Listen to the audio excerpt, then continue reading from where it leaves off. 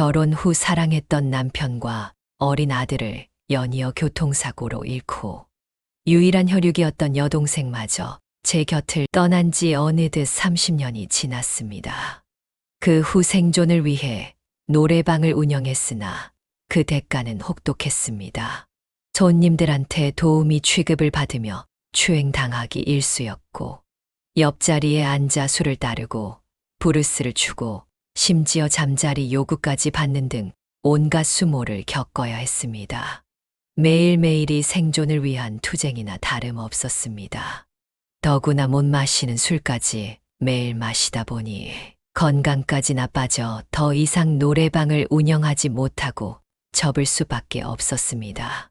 그 후 늦은 나이에 새로운 인연을 만나 행복을 꿈꾸었지만 또 다시 교통사고라는 시련 앞에 좌절하고 말았습니다.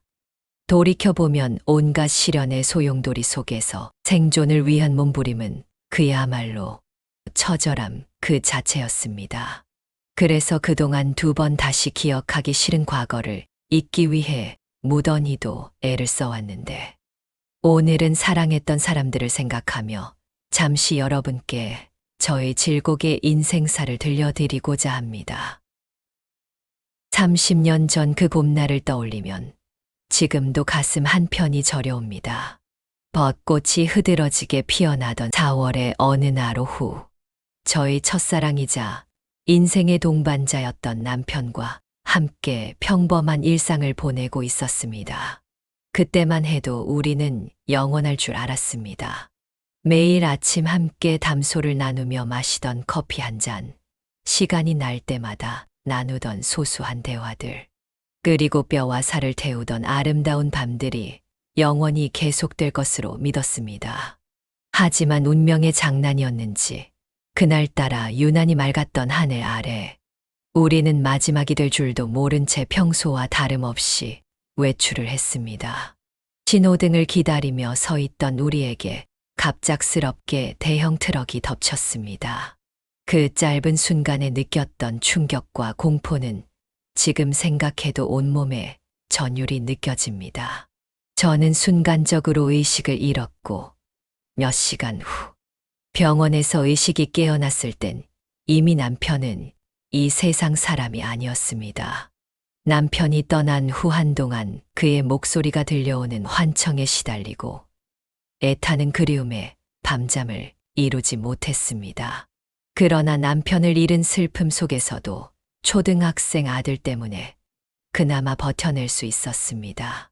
하지만 얼마 지나지 않아 또 한 번의 시련이 저에게 닥쳐왔습니다. 운명은 저에게 한 번의 시련으로는 충분하지 않다고 생각했나 봅니다. 남편을 떠나보낸 지 불과 몇 달 후인 그해 가을, 학교에서 돌아오던 제 아들이 또다시 교통사고를 당했다는 연락을 받았습니다. 청천벽력 같은 소식에 저는 온 세상이 무너져 내리는 것 같았습니다. 병원으로 달려갔지만 결국 아들은 엄마를 알아보지도 못한 채 영영 떠나버리고 말았습니다. 남편에 이어 아들마저 잃고 나니 더 이상 살아갈 자신이 없었습니다. 한동안 식음을 전폐하고 거의 실성한 듯 세월을 보냈습니다. 그런데 또 이것이 끝이 아니었습니다.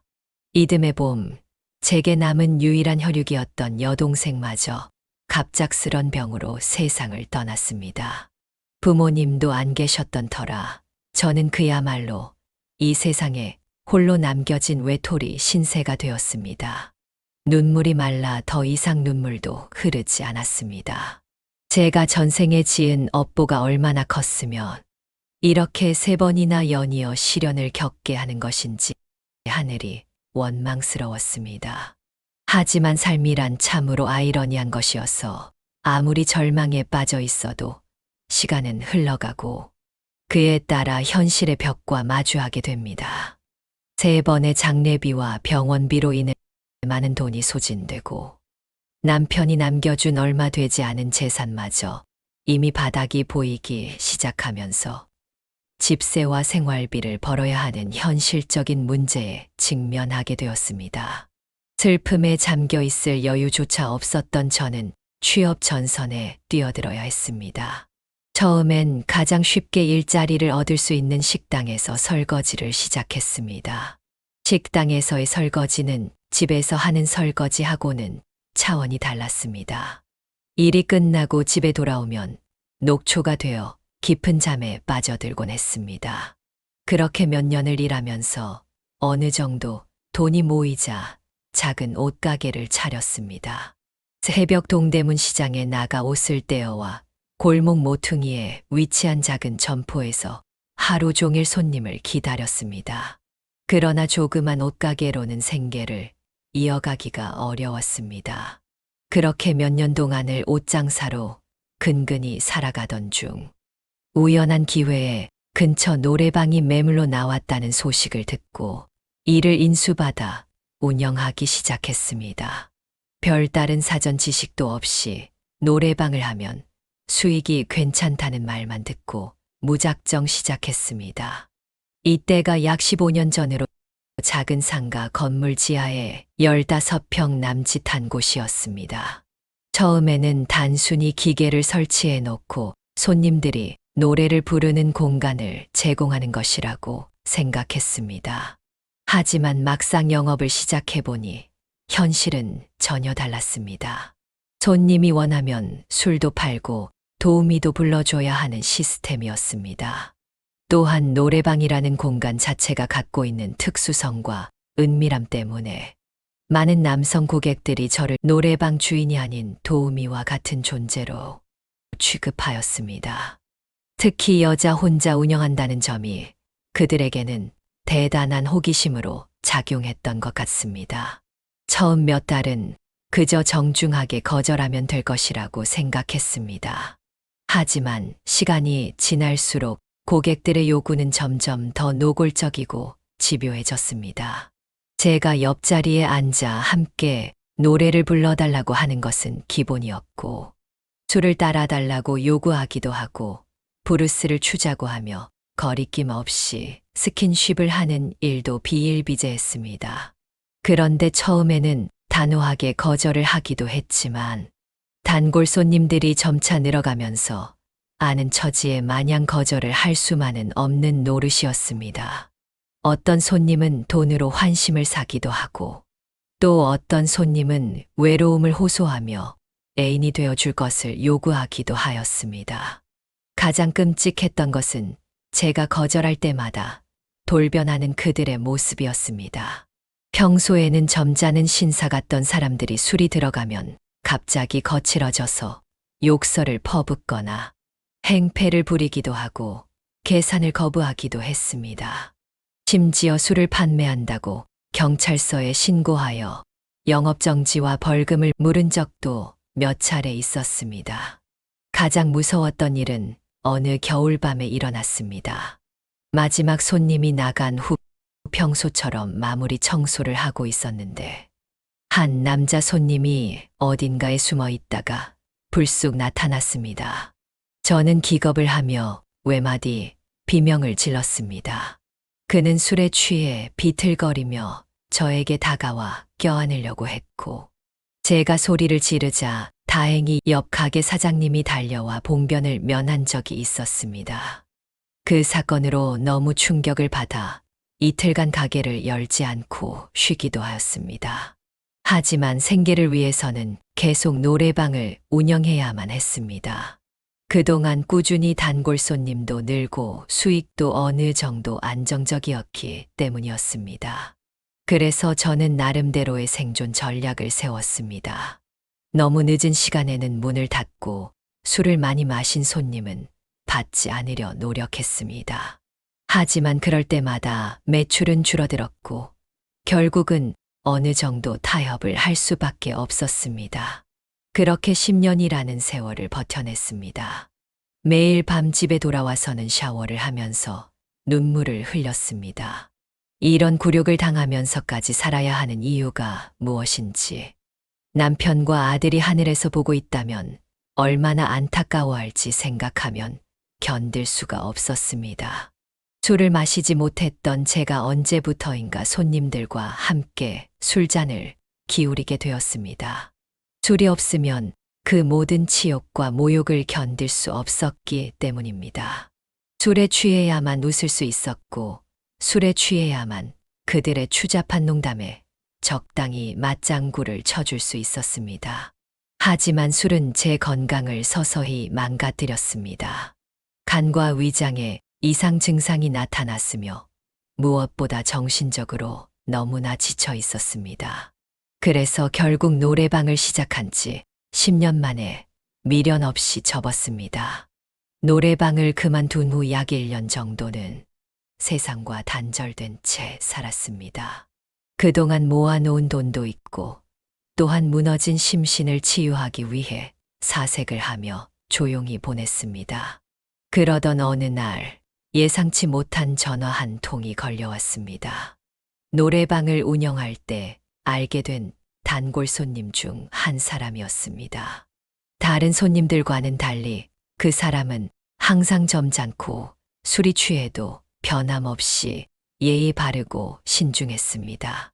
저를 귀찮게 하지도 않았고 적당한 거리를 유지하며 늘 정중하게 대해 주었기 때문에 저도 약간 호감을 가지고 있던 사람이었습니다.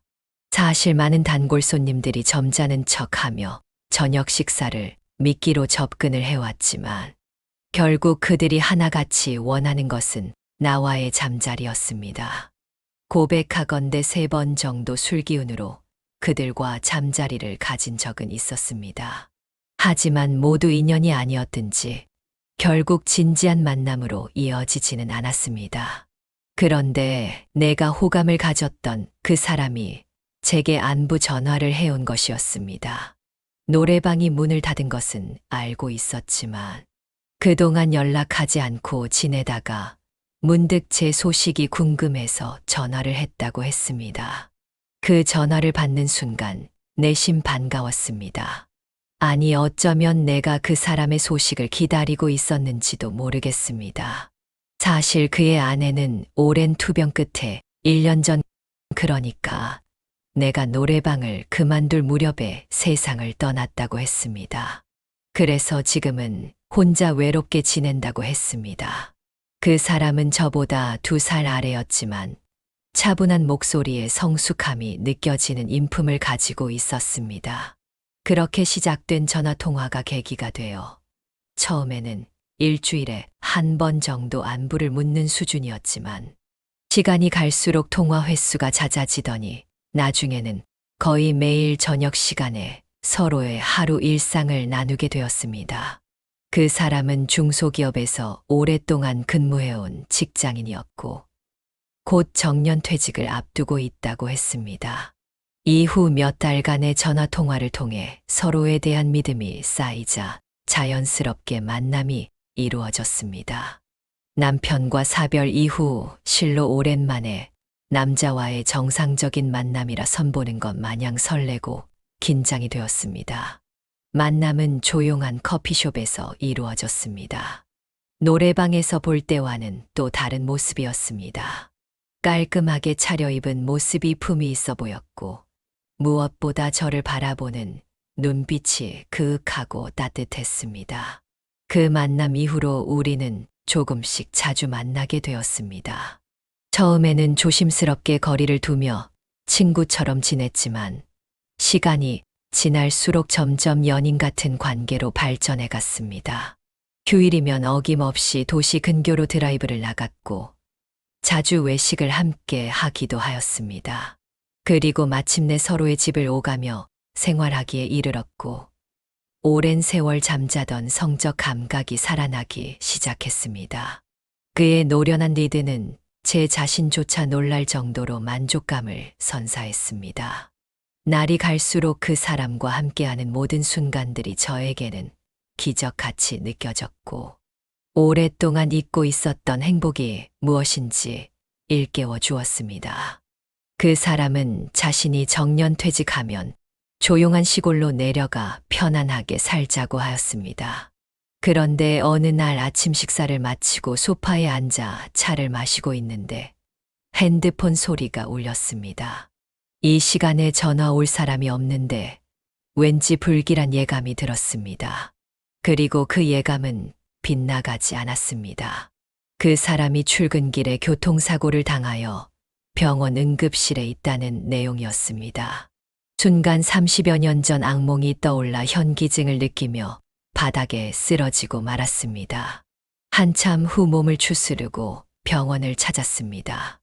이후 일주일 동안 사투를 벌였지만 저의 간절한 기도를 뒤로 한 채 그는 제게 말 한마디 없이 떠나고 말았습니다. 그리고 동시에 우리의 1년여의 짧은 행복도 그렇게 끝이 났습니다. 결국 3명의 사랑하는 사람을 모두 같은 사고로 떠나보내고 말았습니다. 이 잔혹한 운명은 언제쯤에나 끝날련지 너무 한이 맺혔습니다. 그 사람이 떠난 후 저는 깊은 절망에 빠져 한동안 출가를 고민하기도 했었습니다. 조용한 산사에 들어가 내가 전생에 진 업보를 풀고 사랑했던 사람들의 극락광생을 빌고 싶었습니다. 그러나 현실의 벽에 부딪혀 실행하지 못하고 지금까지 이렇게 홀로 늙어가고 있습니다. 이제 더 이상은 사랑할 용기가 나지 않습니다.